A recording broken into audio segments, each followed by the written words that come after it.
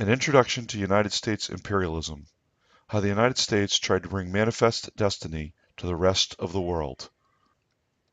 Imperialism is the domination by one country of the political, economic, and cultural affairs of another country or region. Many countries have practiced their form of it in a number of different ways. From the later days of the 15th century, Europeans set out to explore the world, conquering land for king and country.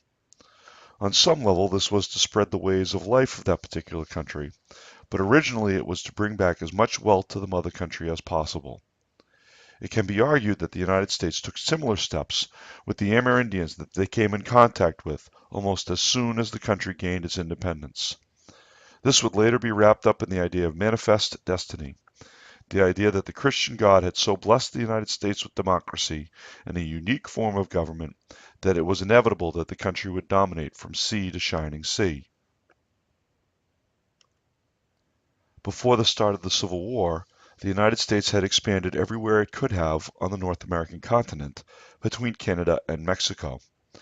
Some believed that the United States needed to take that manifest destiny concept and spread it beyond the borders of the continent and out to the various peoples around the world. In the 1850s, this meant sending a fleet of ships under the command of Commodore Matthew C. Perry to Japan to open up trade with the nation that had been closed to the West for the better part of 250 years. Perry's fleet of warships, the Black Dragons as the Japanese called them, convinced the Japanese that not only should they open trade with the rest of the world, but also that they needed to improve themselves technologically. The next decade saw the United States work to gain a favorable trade relationship with the Chinese and establish a refueling station in the Pacific Ocean at Midway Island. Politicians saw imperialism as desirable for a couple of different reasons.